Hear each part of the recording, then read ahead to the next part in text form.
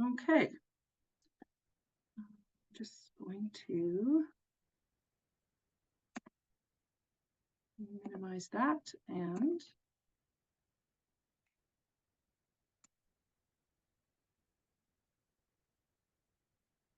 oh,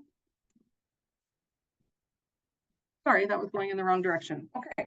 So IPP basics for the PUF classroom. So again, my name is April. I just joined the ERLC at the end of last year. So we're really hitting the ground running figuratively and literally. I was in a day-long meeting with most of the other consultants that work at ERLC, putting together our year-long plan to serve you better.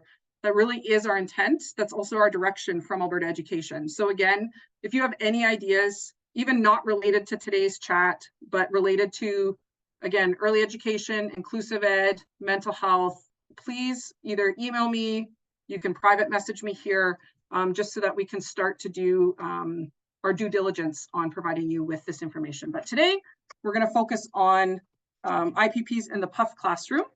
And to give you a little bit of background as to why I'm here giving you this presentation and not somebody else. So I've been an educator for, well, this would be my 17th year now as a certificated teacher. Prior to that, I was an EA for 5 years, working in anything from K to 12. So I really had a good kind of generalized experience before going to university to get my B.Ed. And then I worked for 10 years at a program called Connect Society here in Edmonton that serves the deaf and hard of hearing community. So that was either children who had hearing loss or experienced hearing loss in a family member. So I worked there for 10 years working with, you know, lots and lots of different kiddos, a variety of needs and challenges and strengths. So I really got a good foothold on handwriting IPPs for 10 years. Then I left there and moved to Aboriginal Head Start and have been the inclusive ed there. This year I've moved more into a consultancy role, still covering their PUF and mild mods application and funding process. So I felt that that was important to keep a foot there because I want to be relevant when I'm presenting to you folks who are still in the classroom. But I was the inclusive ed there. And in that time, I also filled in as a teacher in all of the classrooms that we've had. So I've kind of gone back and forth between frontline teaching and being an admin. So for any administrators in the room here, I've kind of sat in your chair. Any teachers, I've sat in your chair. Any EAs that might be here, I've sat in your chair. So I feel like I have a pretty good, well-rounded experience when it comes to IPPs in the PUF classroom, being that that has been my life for the last 16 years. I'm also a mental health therapist, so I completed my master's this year in counseling psychology, and that's one of the other hats that I wear is that I work for a number of agencies in Edmonton providing mental health services I specialize in birth to 5. So the preschool component of mental health is also something that's a big passion for me, and it does show up in some of these IPPs that we'll talk about today. So first and foremost, just a reminder that this is kind of the base document where all of this comes from. So the standards for special education used by Alberta Education revised and written in 2004. You know, the first thing that you should notice is that, oh, that's a long time ago. I have not had any notification of an update to this document. That being said, it still provides a really good foundation to the philosophy behind special education here in Alberta. So I recommend downloading and reading it. You'll have access to these slides afterwards. There's a link there that you can download it so that you don't have to search for it, although it's pretty easily searchable. But everything that we do related to the IPP starts with this document. So again, this is just really good background information for you to have, especially if you're a new teacher just coming into this field, just knowing kind of where the funding is coming from, like what is the rationale behind some of what we do, can be really important. It can also just answer some of the questions that you might have. Another important element of IPPs is knowing that they are part of our philosophy here in Alberta around inclusive education. So there's a whole other document about inclusive education, and you can follow the link at the bottom of this slide to find that as well. But realistically, the IPP helps us provide an inclusive environment by creating this kind of a one-stop shop where everybody is sharing the same language related to the children that we serve. So once we have this document created, and in my experience, and feel free to pop into the chat if this has been your experience or something different, of course, that once the IPP is written, sometimes that's like the last time that we look at it until there's, we have to update it 2 or 3 times later in the year.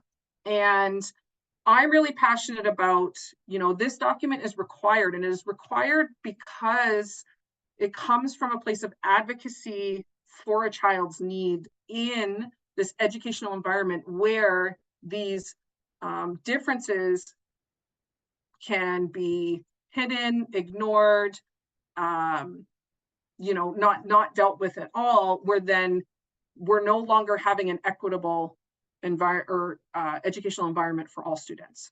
Okay, so I really find that these IPPs help us achieve that by having that common language that everybody can adhere to.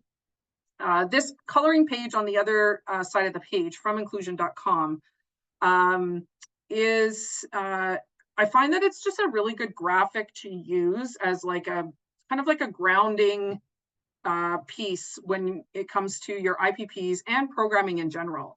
In that, if we are truly providing an ethical service for all the children in our classrooms, not just those on PUF IPPs, that our lesson planning and our assessment procedures and protocols and our IPP writing should kind of address all of these directions. Are we looking at student autonomy? I think that's a really important one, especially for our children who really, really need a high level of support. I'm thinking of my kiddos who have been, wheelchair bound, are not able to toilet themselves, are not able to feed themselves. That's at the very severe end of the spectrum. That how do we still ensure that they have some form of autonomy while they're at school? Belonging. So belonging is one of the main drivers of behavior in the human brain, full stop. So if we have a child that's using maladaptive behaviors in order to belong, our programming needs to address that. But we have to have an understanding of that first. Community participation. So could we take our IPP and take it out into the community, and could it still be useful? Now, of course, the IPP is first and foremost an educational document, but that child is only with us for a portion of that day. So can we see that goal being useful in the rest of their lives? Okay, and you could make your way around the rest of those elements. I just find that having a values-based discussion or lens through which we're providing the service, it can help you remain ethical, it can help you remain adherent to the TQS, and it can help maintain all areas of safety, whether that's psychological, emotional, physical safety, for everybody involved when we're looking at children with needs.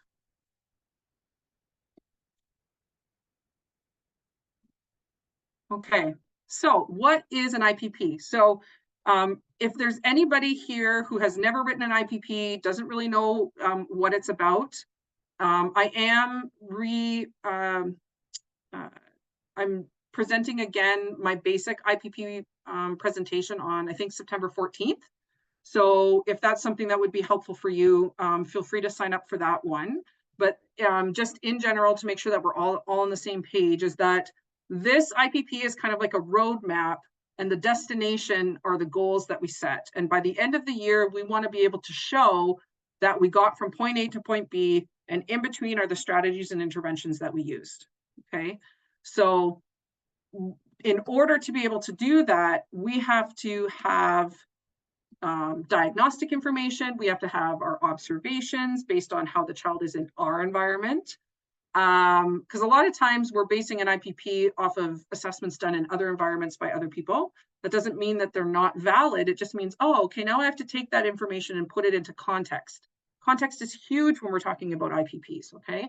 So if we're using that analogy or metaphor as a roadmap, getting from point A to point B between, say, Edmonton and Calgary is going to look much different than getting from point A to point B, where point A is Edmonton and point B is Bali.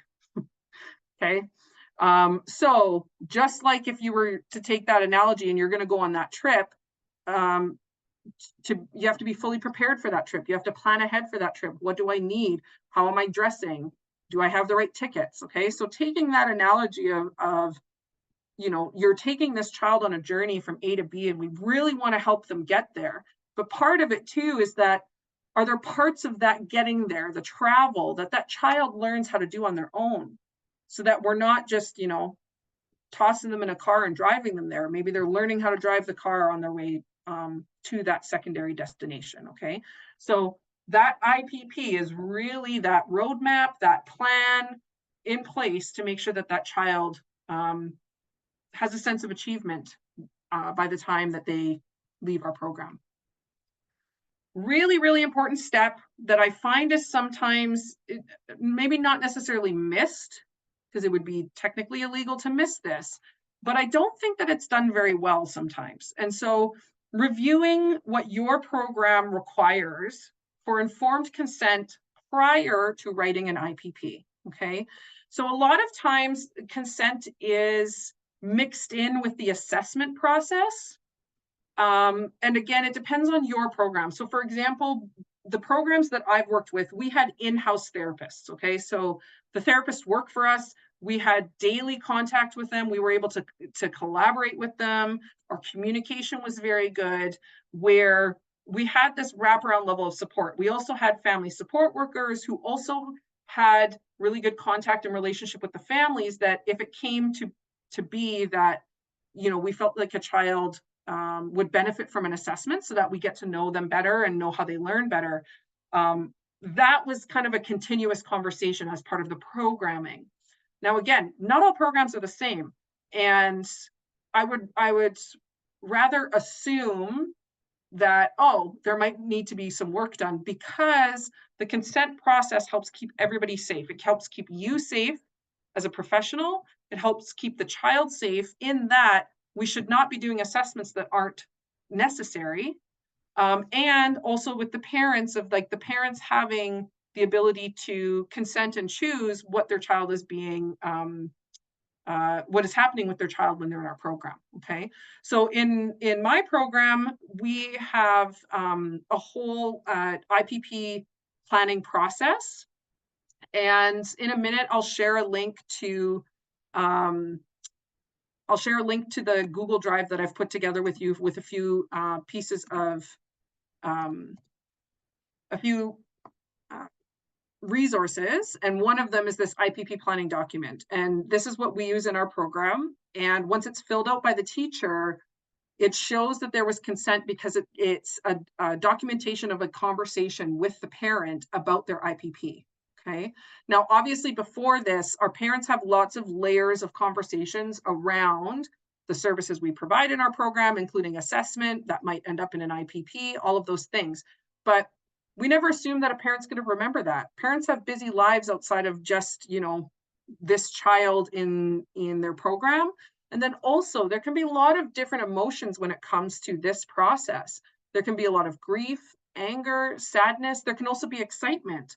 There can also be like, oh yeah, I've always needed help with my kid around that. And you guys were the first ones to really offer that through this process, right? So we can't assume that everybody's experience is going to be the same. And so having a really clear and clean consent process can help keep communication flowing, and also make sure that everybody is informed as to what's happening with their child.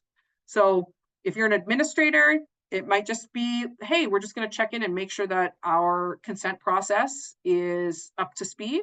And if you're a teacher, just double checking with your administration to say, hey, I just want to double check what our consent process is. And some of you might already be aware of that because you're a part of the process. Just a really good reminder before we even start collecting any data about the IPP.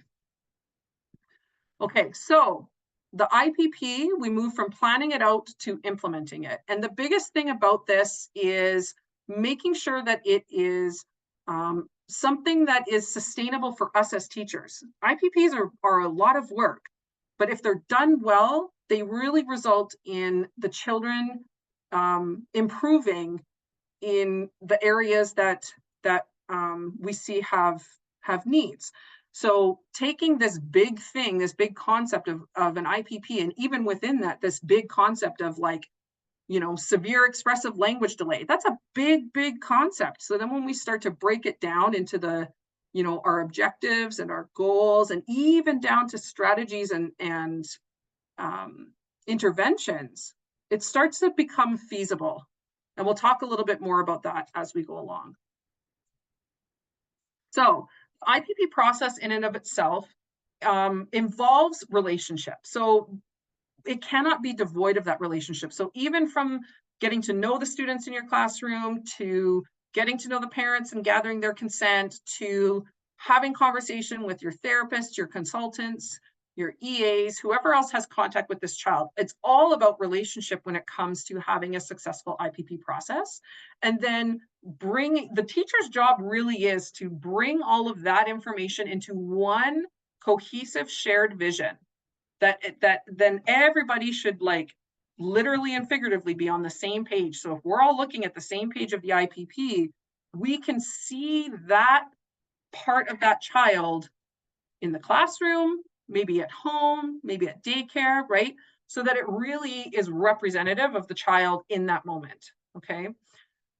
Take caution on basing goals or data in the IPP on a lot of past information. Now, again, you might be basing your IPP on an assessment that was done somewhere else. As long as it's within 6 months of writing the IPP, it's considered to be fairly relevant. Now, that being said, we all know that a 3-year-old is going to develop a lot in 6 months. So it might be, okay, I'm going to take this assessment data, and yes, this assessment data is providing us the foundation to apply for funding, but it might not always be the most relevant information to base your goals on, okay? So again, making sure that all of the information is gathered together. It is your job to synthesize it and put it, the IPP technically is like a summary document. You're going to summarize all of this information into one document with specific goals and strategies so that everybody can participate in helping this child move forward. A reminder to check your own underlying and beliefs and values at the door, okay? So your attitude towards a child's needs and then towards writing of the IPP is really important. It can be very easy for your own tone or values or beliefs or attitudes to come through in the writing of the IPP. So being very aware of the language you're using. What is the purpose of this IPP? You know, what are the values of the elements within this IPP? How am I making links between this IPP and the other parts of programming? Just really just a good reminder to check your biases at the door when you're writing the IPPs, to really make sure that, again, it's focused on a target and it keeps the child's best needs in mind. Okay, so what is an IPP? It's a document that addresses specific needs of individual learners. It has to be an individual document. I was chatting with one of my colleagues at ERLC that used to be a principal at a school, and I was telling him that I was doing these presentations, and he said that his experience of using the IPP writing programs where you go in and there's drop-down menus to select from goals and stuff, and he said it can be really tough to find a goal that's written from like a goal bank like that meets specifically the needs of a child. So that's where, again, your comments become, so much more important if you are using a system where some of it's already like built for you and you kind of select what you're going to put in. I've always worked in programs where we start to finish had to handwrite our IPPs. Now, some of us, like I developed my own goal bank over the years, but again, I would still select that goal and then tweak it to make sure that it met the needs of the student. So another example of that might be that I have a goal that has a certain value of measurement. So, you know, this child will display this, you know, behavior, and then over this amount of time, you know, for the measurement portion of that goal, make sure that that measurement is specific to the child you're working on, not just automatically use whatever measurement that you have in your goal bank. Okay, so just really making sure that every goal that you choose is individual to that child. Okay, it's a collaborative process, and then it may change over time, and it should change over time, because if you're doing our jobs well, these kids are changing as well. It's a planning document. Again, it's this one of these things of like, I'm planning to go on a trip. I'm going to have my list. I'm going to have all the things that I need to pack. I'm going to have my tickets bought and ready to go. Same thing for an IPP. Get all of your ducks in a row before you start writing. Okay.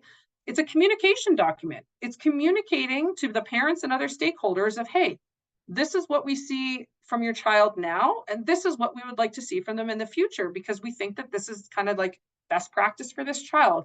Help us get there, right? It's a summary document. Again, you're going to synthesize all of this information from other people, and you're going to put it into a clear and concise document that everybody can read and say, hey, I see the same kid that you see on paper and in the classroom. Let's help this kiddo out. Okay. A summary of accommodations that might help this child. It's an ongoing record. Okay. This is a legal document. It doesn't cease to exist just because that child's no longer in your classroom. Okay. And it also helps guide transition planning. Again, that's one of the parts of an IPP, especially when we're moving from PUF to kindergarten, that can be so important. I spend a lot of time on the transition plans in my documents, because I really hope that if this IPP makes it on the desk of the kindergarten classroom that this kid's going to, that teacher flips all the way to that section and reads it and says, aha, I know where to start with this kid. You know, so it can really be a gift to the teachers who get our kids later on. It can help build relationship and rapport without us even being there. So that can be a really important component as well. This is all the essential information that must be in an IPP. Again, your district, your school board will have an IPP template that will include all of these, okay? We're not going to go into this in detail, because again, that's you can access that in my other IPP presentation. And then this is also in the IPP document that is available on Alberta Education, where it goes through, it's like a 300-page document that goes through every single little piece of an IPP. Today, we're going to focus on writing specifically in the PUF context, but to give you an idea, these are all the sections that you need to have in an IPP. Okay. So suggested steps in the IPP process, again, this comes from Alberta Education's suggested process. This is also the process that I've used for over 15 years. It comes from good research, and it comes from lots of people writing different types of reports. As a mental health therapist, I help with assessment as well, and this is also the process that we use for that as well. So it's a pretty well-known process. Again, we're going to look at strengths and need. Okay, so we're going to base most of our IPP on what this child needs, but we should be using a strengths-based approach. So we should be taking what that child is really good at and applying it to how we're going to help them achieve the goals. We're going to set a direction. Where are we actually headed, and how are we going to get there is creating the plan. Then we're going to put this plan into motion. Okay, guys, this is what it looks like in our classroom. We're going to start our documentation by reviewing and revising. And then we're going to revisit this IPP a few times in the year. And then we're going to help plan for transition. What do I hope that this child's classroom environment will look like after they leave me? And how can I best set them up for success? So strengths and areas of need. Again, we're going to look at developmental capabilities. We're going to look at process, not necessarily just this one static goal at the end. It can help us for us to have a destination, but we're more interested in the process on how to get there. And then again, watch your language. So really make sure that your language is strengths-based, even when you're identifying the areas of need, so that it's not completely negative. Okay. Alberta Mentoring, and at the end of the presentation, I have this resource listed where they had this really great language chart of changing your language from a deficit-based language to a strengths-based language. Again, these are all just things that you get better at with time, and you know, every year your IPPs should improve in that they're easier to read, they're clear and concise, and they use improved language. Okay, so once we've identified what do we actually need to work on, and actually I should go back, and identifying strengths and areas of need will also come from your assessment data. Okay, so for a child to qualify for funding, and again, that'll be a whole other presentation, but they have to qualify for funding. So they have to meet a certain criteria. So that will come from assessment data. And one of your administrators will determine, okay, based on this assessment data, this child will qualify. And then you find out, hey, this kiddo needs an IPP. So then you're going to utilize that assessment data, if you have access to that report, as a starting point of where you need to work on. Okay, so for example, if a child comes to you and they have, you know, a severe developmental language disorder, and within that they have severe expressive and moderate receptive delays, your IPP needs to reflect that. So you need to have some area of support around expressive language, some area of support around receptive language. Now, that does not mean that that's all that needs to be in your IPP, but it does need to line up with the reason why that child is receiving funding in the first place. Okay. So once you have that information, you're going to establish what your priorities are. So things to consider. Is this a skill that needs to be used in other settings? And how might that then cross over to other settings, including, you know, you could have strategies or interventions for home or daycare. Is it related to what they're good at? Okay. How does this need affect overall learning and achievement? So really look at the global picture. Is it transferable to other subject or learning areas? Is there different areas across the day that we can work on this? Because that's the other thing too. The more we can generalize a skill, the better off we're going to be. So instead of focusing on this skill in one small section of our schedule, can we see it at circle time and at center time and in gross motor play? And how are we going to make that work? Okay. And then also, does it contribute to future career goals? Now, in preschool, we don't expect kids to know what they want to do, but the future career of a child in a PUF program is being successful in kindergarten. So can we consider that? How is this helping that child get ready to move on to kindergarten, wherever that might be? Okay. So in prepping for today's presentation, what I did was I actually reached out to a number of teachers that I've worked with in PUF programs. Most of them still work in PUF programs. And so I wanted this presentation to reflect not just my experience working in a PUF program and writing these IPPs, not just you know, the requirements of Alberta Education, but I really wanted you guys to hear from other teachers as to, I asked them, I said, what advice would you give around writing PUF IPPs? And so I've taken their advice and I've tried to section it with these sections of the IPP, or the process, sorry, to try and give you kind of direct advice from people who are doing this as a way to show you that there's a lot of commonalities once you've been doing this for a while, and then also hearing from people from different backgrounds. Okay, so when it comes to setting the direction, so, you know, establishing your priorities, what is this IPP really going to look like? So one of my teachers here said that you really need to rely on your team for observations at the beginning of the year.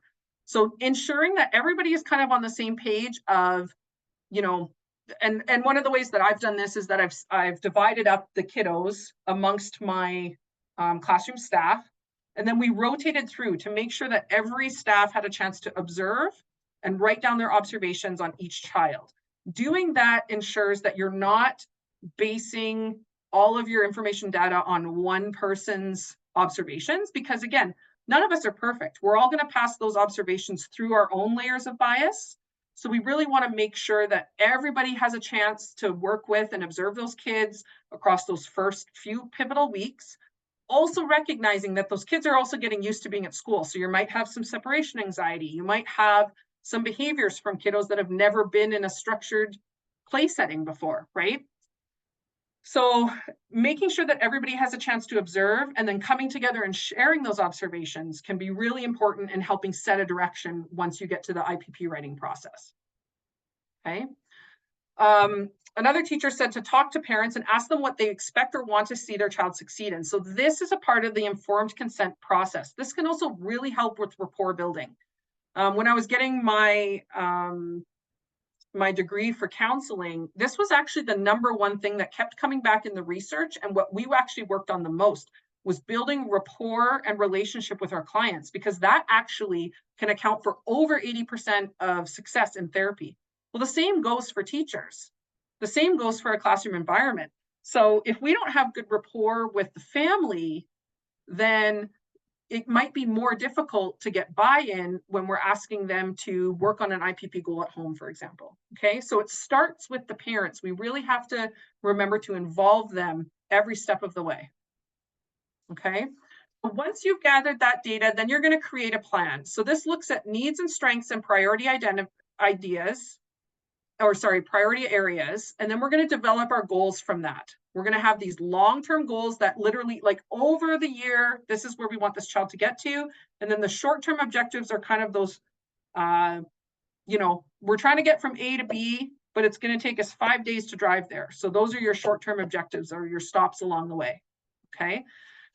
Planning for 2 to 5 long-term goals and then 3 to 5 short-term goals or objectives is a good place to start for a PUF program.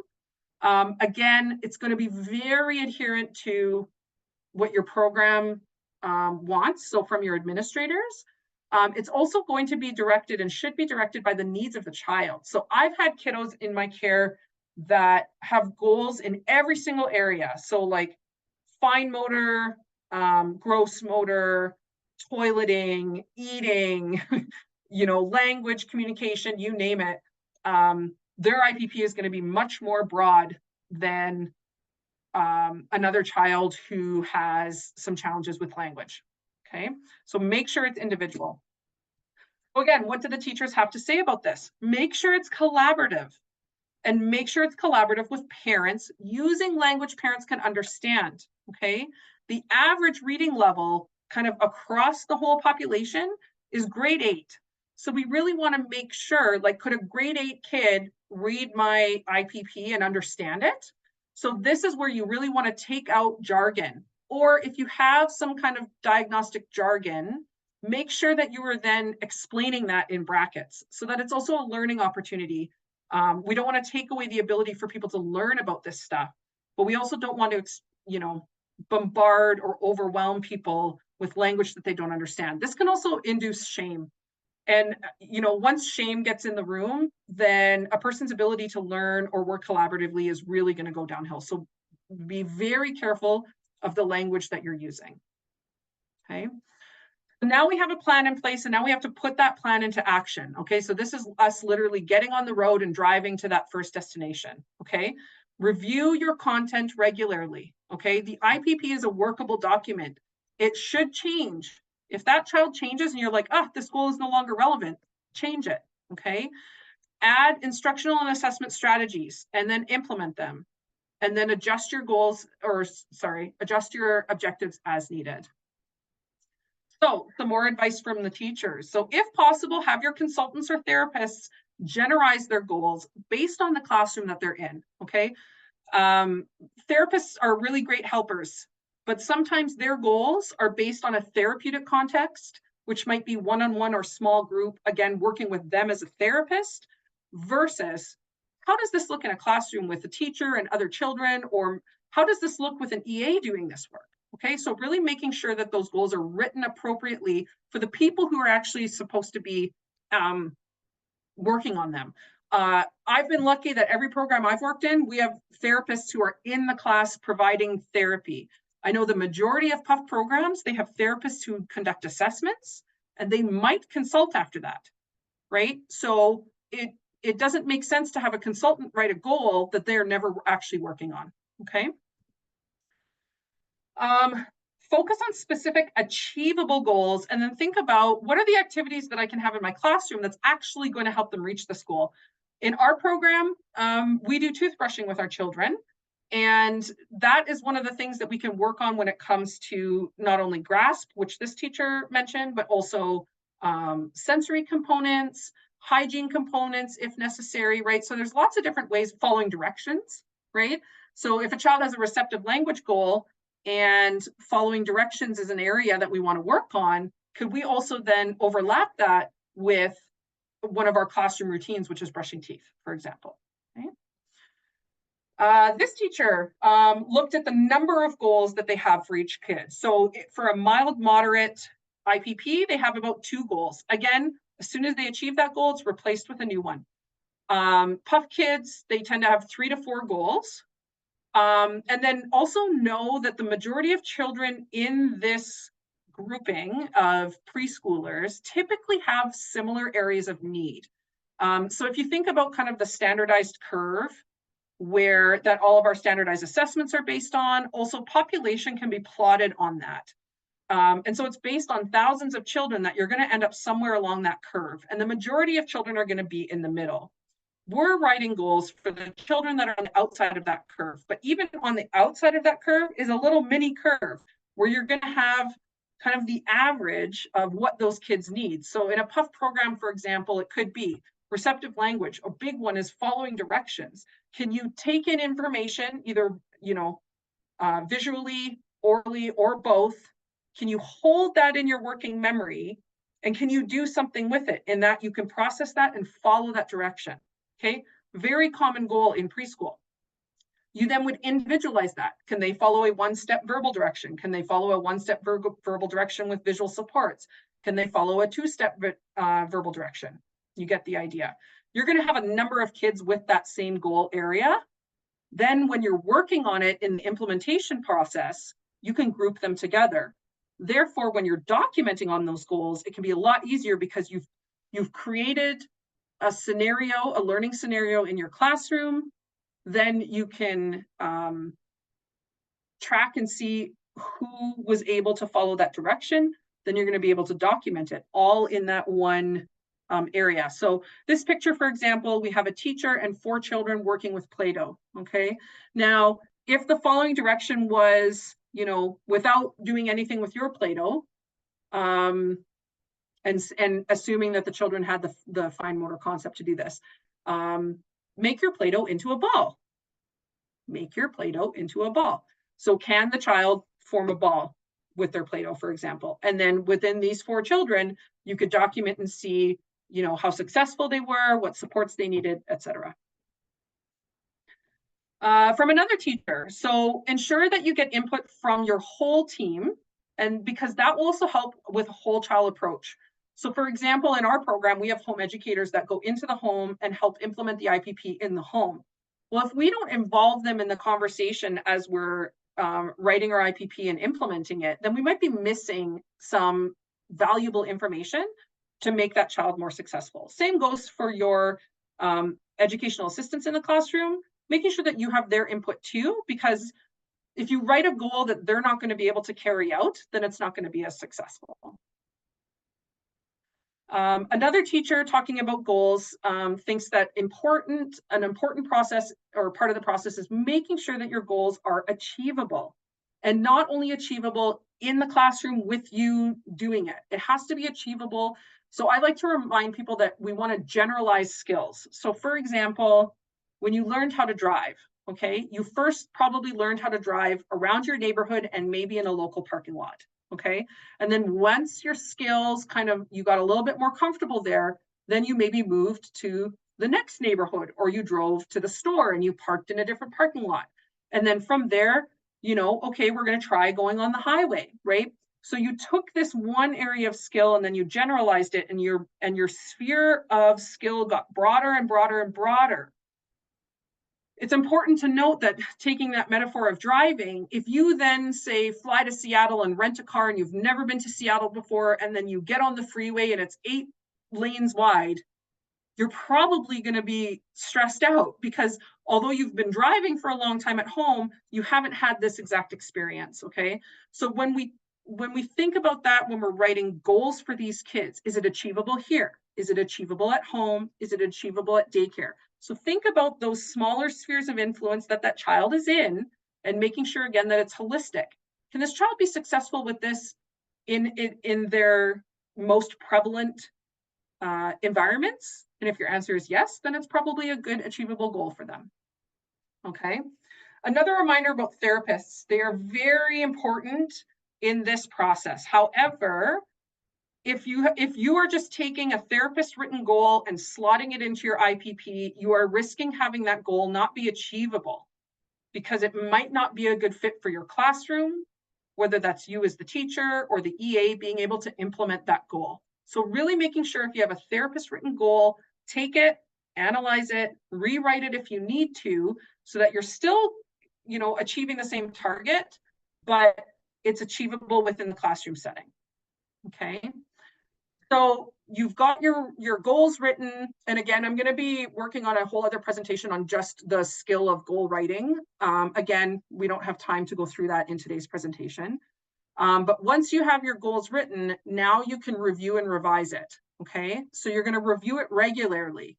Now, part of this is going to be in your documentation process, where you're documenting on your goals. And if you notice in your documentation that a child has achieved a goal even before your next reporting date, ethically, you should be going in and revising that goal, okay? Discuss that progress with all stakeholders. So that's first and foremost the parents and caregivers, but that's also discussing it with your classroom team. Make sure that you're having regular meetings about how the kids are doing.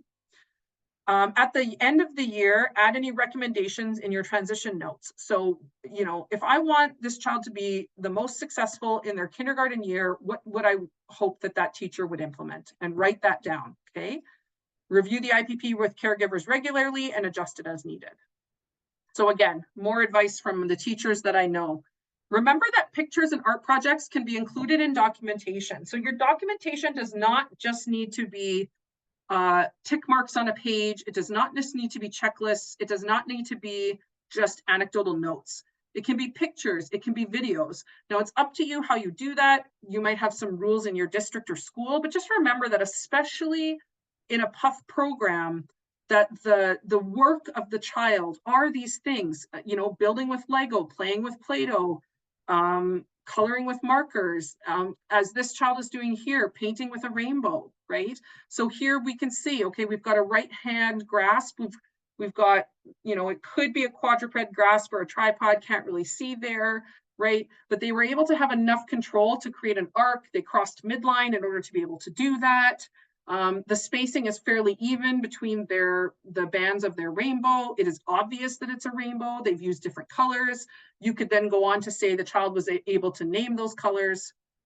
By having this one picture in your documentation and maybe some notes beside it, you could then look at your goals and be like, oh yeah, they worked on a few of their goals in this project.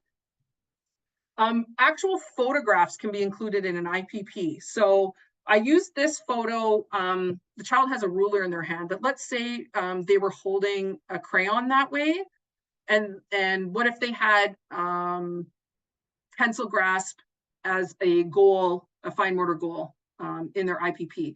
So we could include this picture to say, oh, they have a palmar grasp in the picture represented, and we're working towards a tripod grasp, and then we could include the strategies that we're using. Okay, so just thinking, when might I use a picture in an IPP? I really like to use it, especially for those fine motor goals.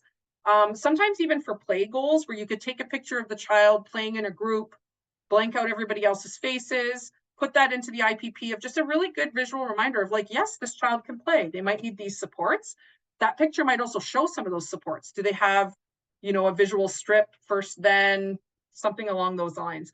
So having those pictures is also helping for accountability. It's also like proof, right? Like this is proof that we're working on this in the classroom. And then also parents just really like to see pictures of their kids doing the work. So if you can combine that love of seeing their child do the work and put it into the IPP, that can also really help with relationship and rapport.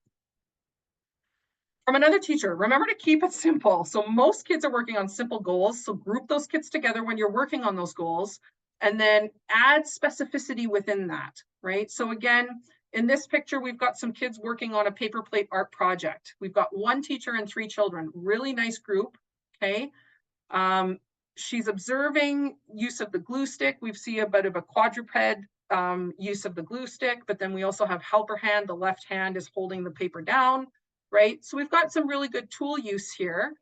Maybe they were working on following directions, etc. But if all 3 of these children had a grasp goal then you could see how you could work on that all together. And then again, your documentation could support that a little bit more easily. Also, you could just take a picture here of each child holding a tool, and then your documentation is done all in one session. So good IPP writing actually overlaps with good lesson planning in that you should be able to see or interpret your IPP goals within your lesson plans. Okay.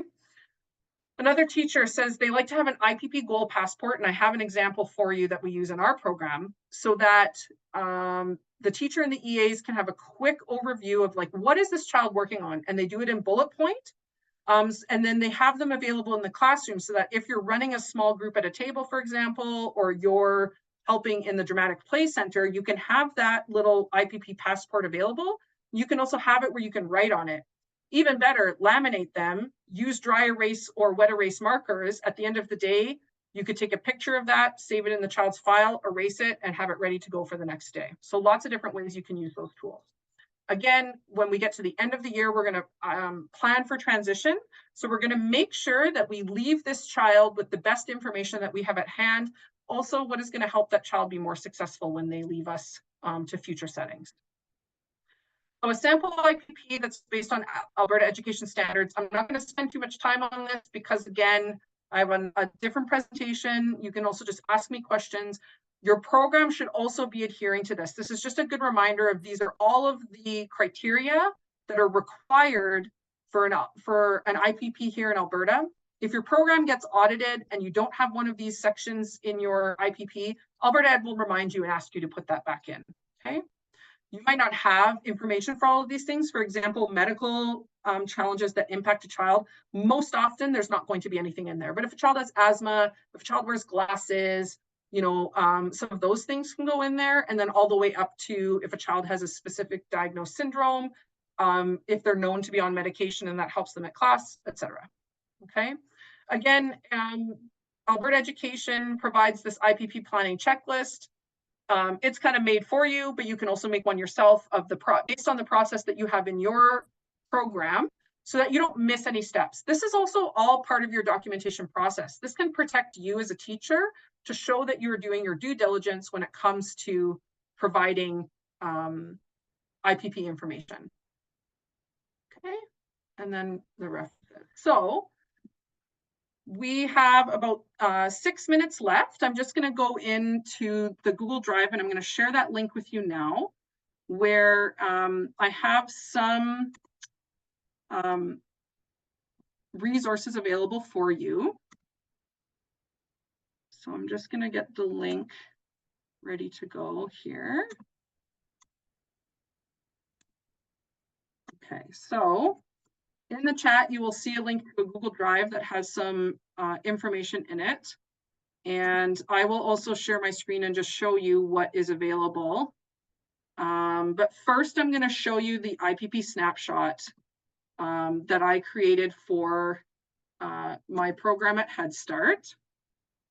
So again, this has all of the relevant information for working with a child, you know, kind of in the classroom setting. So of course, we've got the child's name, the date that we're working on these goals, maybe the class that they're in. We have 2 different cohorts in our classes, and then what their funding is.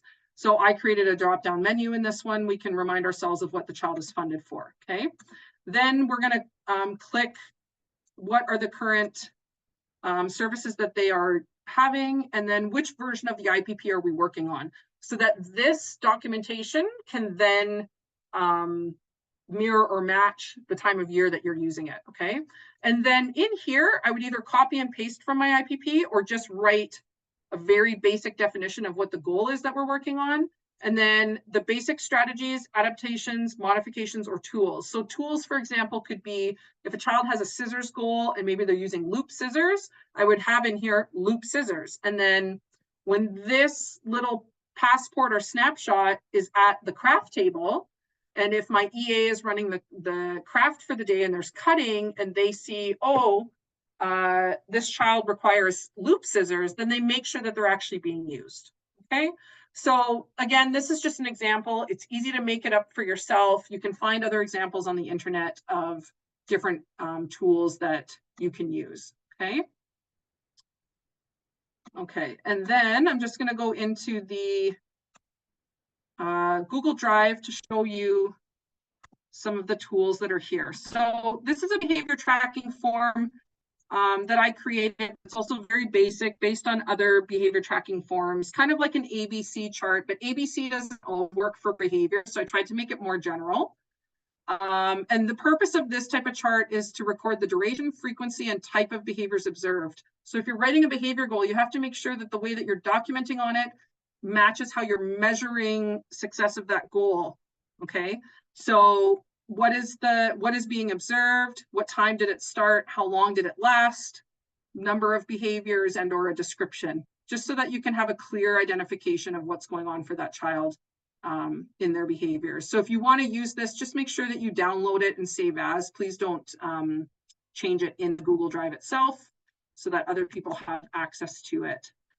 These are some that I downloaded off of Teachers Pay Teachers. So just looking at different ways to communicate behavior goals with parents that is in kind of a child and parent friendly way, okay? So you might have some kids, especially in like second year PUF, that might be able to do some of these ones where there's symbols, and they could use maybe a bingo dabber to identify how they were feeling, okay?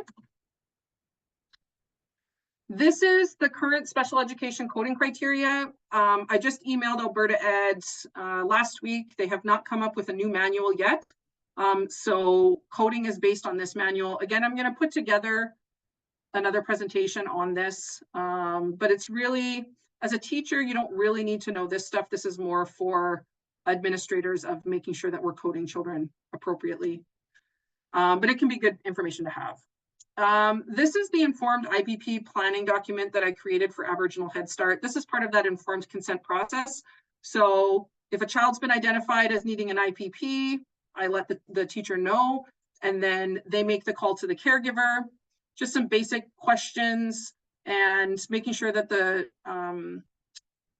parent is fully informed as to what the child will be receiving for services. Okay, this is just another document that I found in doing some research. It's a way to communicate sensory needs and behaviors to parents. So again, if you're working with an OT and they've identified that your child in your classroom has some sensory needs, this could be valuable for either communication with parents and or helping with wording of goals and strategies in your classroom. Again, you have access to the PDF of the slides from today. This is the special education standards document that we referenced at the beginning of the session. So that's what all is included in that Google Drive. So 4:59, we finished right on time. I'm going to stop the recording here.